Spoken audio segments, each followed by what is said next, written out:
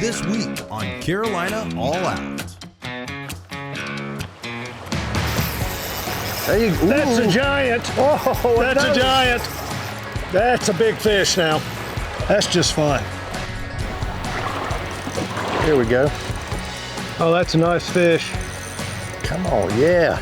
Beautiful fish. Look at these things. Huh? He absolutely hammered it, Chris. Look at that. Here's a 2%er. Man, that's a beautiful fish. I mean, he couldn't have hit the water. As soon as he hit the water, I mean, as soon as he hit the water. Oh man. Look at that. Oh, man. Whoa. That's a good fish now, Chris. Like a good fish. I can hear that drag. Woo! That's the best one yet. That's a nice fish. I mean, look at him. Catching riverine smallmouth in western North Carolina. This is Carolina All Out.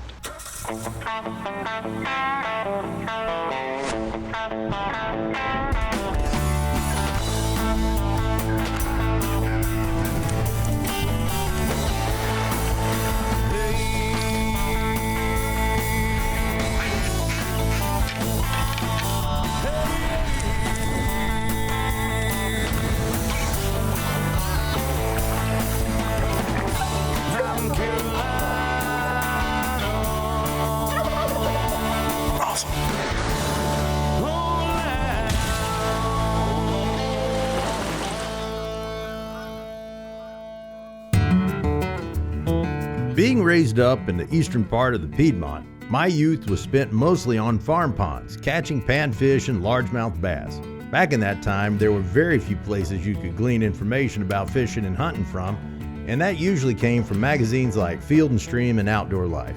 As I flipped through the pages of those American gems, I continually saw photos and read articles about smallmouth bass fishing. Where they lived seemed like faraway places then, but I later came to realize we had smallmouth in our mountain streams and lakes, but never spent the time to research the hows and whens and where to go.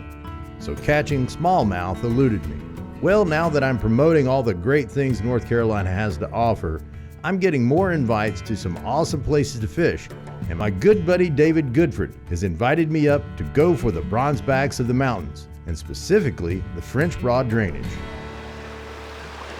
David, I think it's a good day to be in the mountains of North Carolina. It's hard to beat, isn't it, Chris? A little bit of fog, a little bit of nip in the air.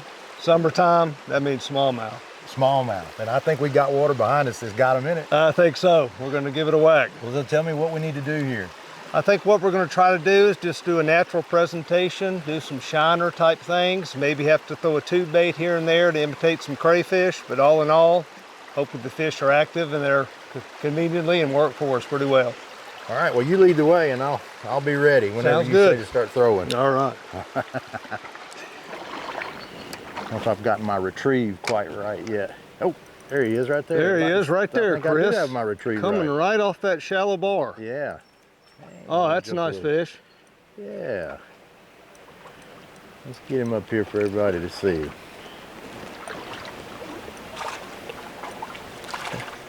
Oh, yeah. Up here. There's nothing wrong with that. Good western North Carolina smallmouth. Man, look at that. I'm always interested in the colors of these fish. It's pretty, isn't it? Yeah, they're just very, very cool fish. Bronzeback, as they call them in certain places, right? Bronzeback, the gamiest fish that swim. You're holding it. Yeah, he is, yep. And I think this guy's a natural occurring fish here in this stream. It is a native fish and a top predator, so very special. So big river basin, lots of fish. Yeah, this is good. Unique habitat, which is fun. I like it.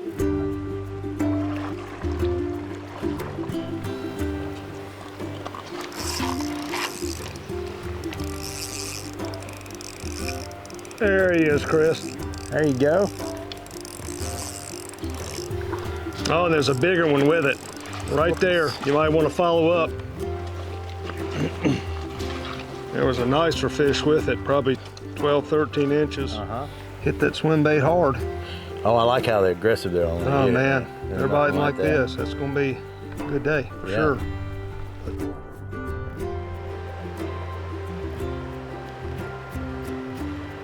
Hanging right off the back of that. He sure did, right in that back eddy. Now, they pretty much by themselves, or there'll be others with them? Many times there's others with them, and you know, here lately, it's almost like when you catch one, another one comes out with it to see what's going on. Right, right.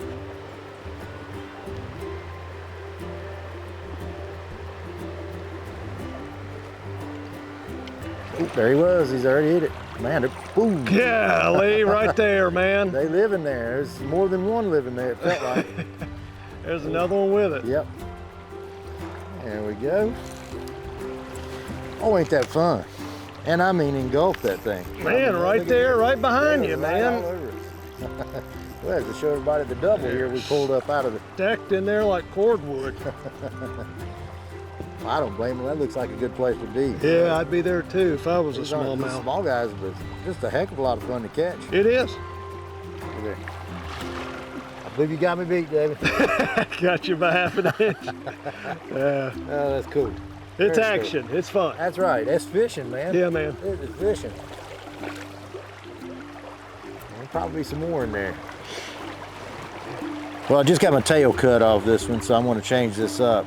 David's experience has shown him this is what you want to use here with these guys because they're going to look like the shiners. Now, you said there's shiners here. There's, what else is there? Stone rollers, black rollers, nose okay. days, so it's just loaded with a variety of bait fish. And I've been on these creeks many times and actually seen schooling activity where they'll push the bait fish either against a shore or in a back eddy. And just like you would see in a reservoir, maybe not to that extent, but certainly they're eating them, and you see them physically eating them at the surface. And so Wow. that tells me you better tie something on that looks like something like that. You know? Right, sure, yeah. More mountain smallmouth action when we come back. I mean, hit it. It couldn't have hit the As soon water. as it hit the water, I huh? mean, as soon as he hit the water. Oh, it's gonna man. jump for me. Carolina All Out is brought to you by Agri Supply. It's what's inside. Carolina Cooker, tools, cooks, legends. The North Carolina Wildlife Resources Commission, conserving wildlife since 1947. And by the North Carolina Marine and Estuary Foundation, pursuing world-class fisheries and thriving coastal economies. We'll be back with more Carolina All Out.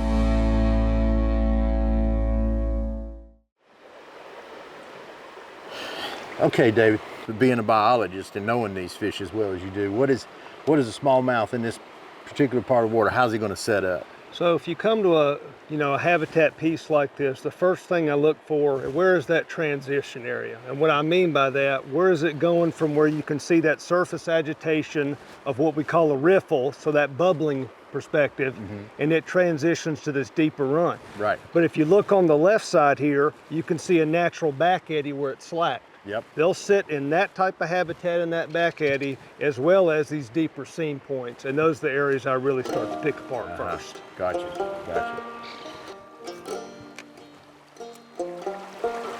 I mean, hit it. It couldn't have hit the As soon water. as it hit the water, I huh? mean, as soon as he hit the water, Oh, it was gonna man. jump for me. Could not Look have. at that. I'll tell you, I'm having a little fun here, David. I tell you, it's hard not to. Oh, look at that pretty in the water. That's a good average size Western North Carolina fish right there. Oh, gosh. Man, I'm little. Look at these. Mountains up above us. We've got a nice, perfect weather right now. And the conditions, according to David, have just been fantastic, which we're not looking for high rising water or anything like that. We're looking for water that's been in the kind of same pattern for a while. Absolutely. Clear, dry conditions. And as long as you have that clarity, they seem to respond, and they are for us today. That is beautiful. Fishing with his father in his youth, David Goodfred was influenced toward a career in fisheries biology. Graduating from Tennessee Tech in 2006, David moved to Florida to work for the Florida Fish and Wildlife Conservation Commission, managing lakes and streams around the Orlando area for game fishes. Now as the District 8 Fisheries Biologist for the North Carolina Wildlife Resources Commission since 2008, David oversees an 11-county area that includes everything from riverine brook trout and smallmouth bass populations to reservoir black bass, striped bass, and walleye fisheries. Now in his spare time, David still enjoys wading adventures in streams and rivers and lakes across the state. And I'm glad he does, because he's kept us steadily in front of pockets of smallmouths, and the bite doesn't seem to be slowing down. Let me say we get to this next hole up here, Chris. Sounds good. Sounds good.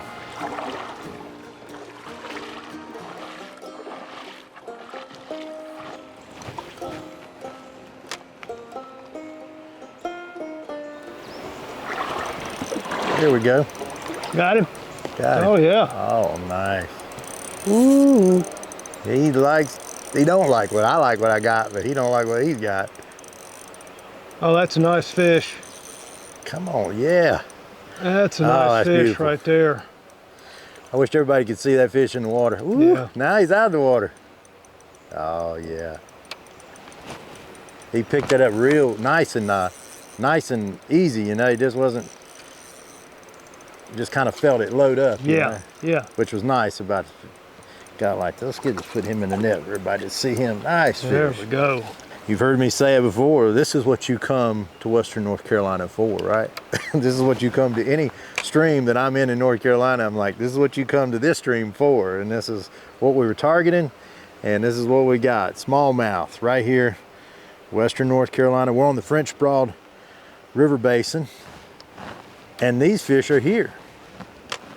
And I appreciate David Goodfred for taking me out today and showing me these beautiful, beautiful fish. Look at these things. Huh?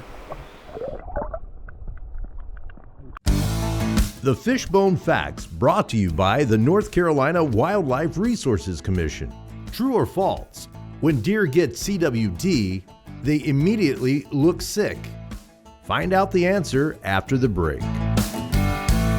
Carolina All Out is brought to you by Farms and Land Realty. Selling land is what we do. Bear Creek Arsenal, performance through innovation. D&H RV and Marine, camp all year long. And by the Dixie Deer Classic, the South's premier sportsman's event. True or false? When deer get CWD, they immediately look sick. The correct answer is false. It can take 16 to 24 months before an infected deer shows visible signs of disease.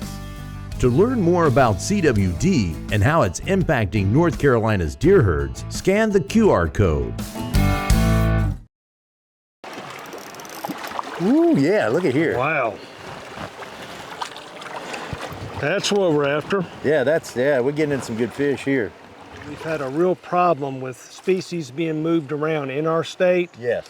around our state throughout the southeast, but one of those that we're really concerned about is Alabama bass. Yeah, we And, encountered those guys up there on Lake James. Oh yes, with Scott Loftus and Chris Wood talking about that. And so right now it appears most of the evidence we see of them are in our reservoirs. So while that's not good, when we talk about native fish and where they're supposed to be, these free-flowing river systems really are important. And so Right. we're concerned that possibly they could be introduced into a place like this, and that would be a problem. Oh, it'd and be a so big problem. one thing we do is we take clips, genetic clips, and have those analyzed to see how much hybridization, that is, how many two different species coming together there is in that fish. So Right. that lets us know, have Alabama bass been introduced in here, and if they have, are they breeding with the fish that are in there? But right now, we had these fish screened a couple years ago, and they're 100% pure. So Oh, that's a good. good sign.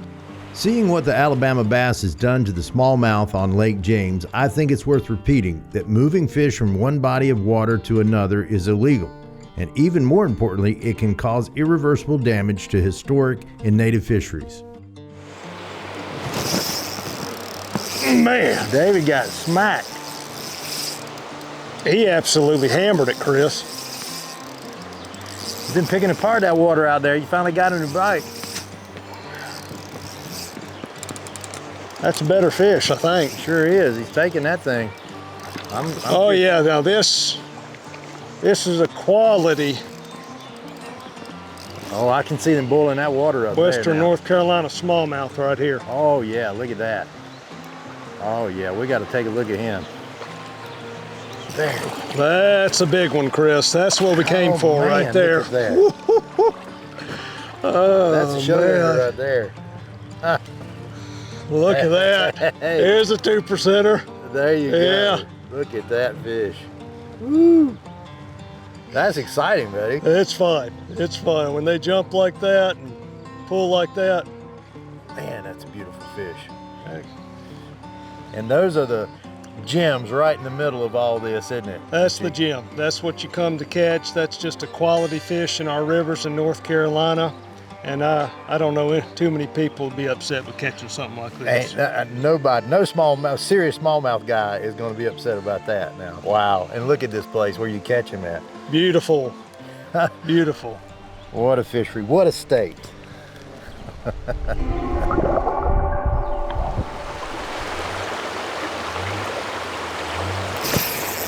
There you go. That's a giant. Oh, that's a giant. Another one. Look at you, I got a net here. Woo, look at that. That's a big fish now. Now, where was he up there in that? He came between those two logs and that back eddy I back figured there. as much. Oh, look at that. And all I saw was a shadow come out and engulf that swim bait. Look at that. God, this over here.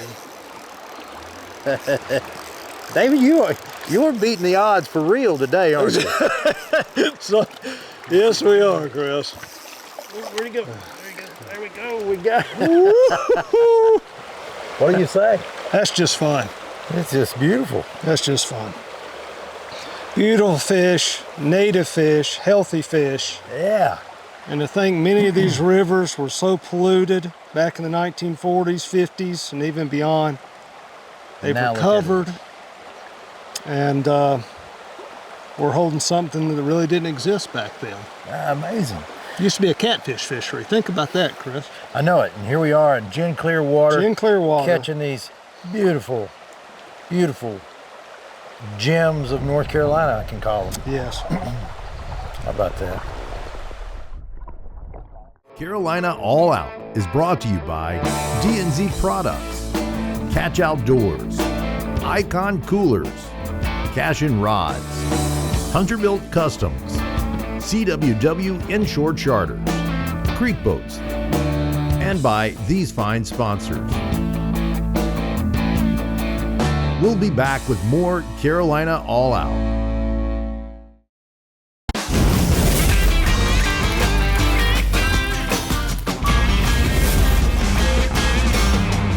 Welcome to Appetite for the Outdoors. I'm Chef Paul Rhodes, and we're cooking with Carolina Cooker. Today we're going to be doing venison meatloaf, and today we're using the enamel casserole pan. So what we're going to do, we're going to start off by adding our ground venison. We're going to go ahead and take a little bit of oil, and we're just going to put it right here in the enamel pan. We're going to go ahead and add our onions. We got a little sweet Southern Belle barbecue sauce, breadcrumbs, eggs, a little garlic.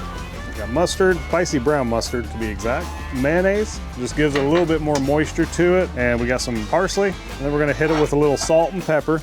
And then once you get all your ingredients in the bowl, you're gonna wanna just go in, get all dirty, mix it all up, make it incorporated as well as you can. Now what you're gonna wanna do is you're gonna wanna take the meat here and just kind of loaf it up, make a little bit of a shape, just like that, and then you can kind of finish it off here in the casserole dish. And then once you get that all set, so that's what it should look like, and then you're gonna wanna cover it with some aluminum foil, put it into a preheated oven at 350 degrees, and let it bake for about 30 minutes. After the 30-minute mark, you're gonna wanna pull that aluminum foil off and let it cook for another probably 10 to 15 minutes to get a nice crust on top. We've got some real nice color on top there. It just looks fantastic, smells great. We're just gonna doctor it up a little bit. We're gonna give a little extra sauce on top here. We're using the sweet Southern Belle sauce as we put into the actual meatloaf itself, just for a little bit of more color on it. There you go, guys, venison meatloaf. Being able to prepare fresh, clean meals for your family always makes the harvest a trip.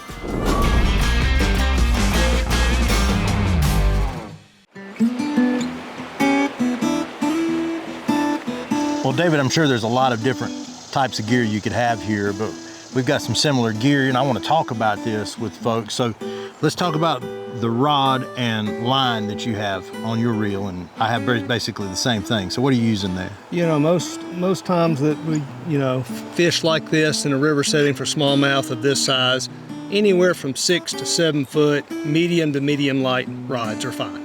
And in terms of line on the reels, I usually go 8 pound.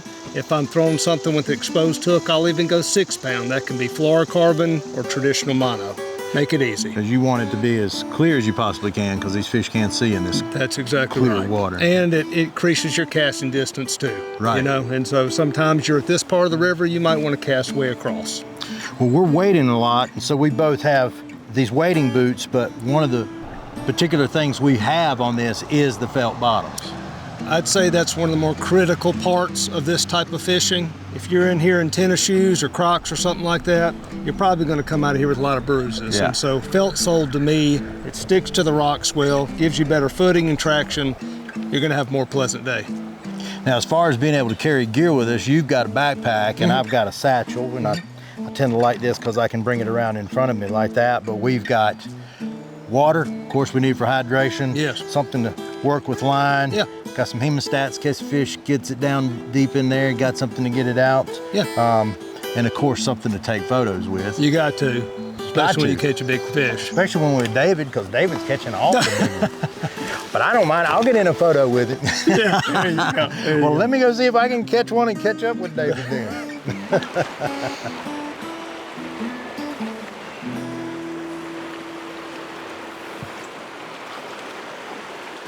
Oh man, Whoa. that's a good Hey, fish that now, sounds like a Chris. good fish. I can hear that drag.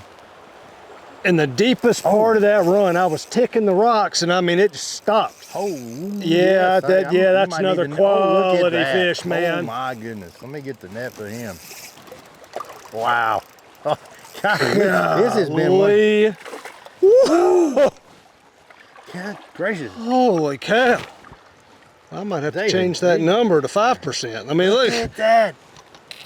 Yeah, That's the best one yet.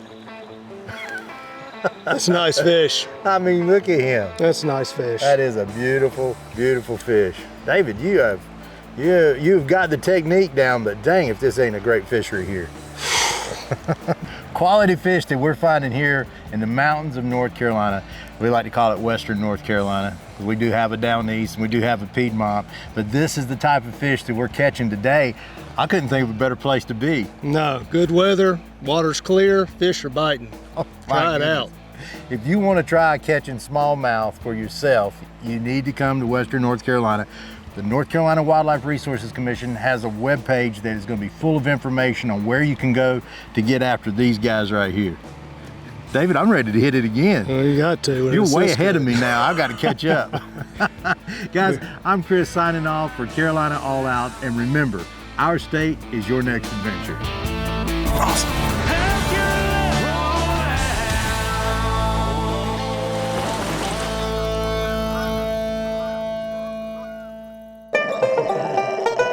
Bad Daisy.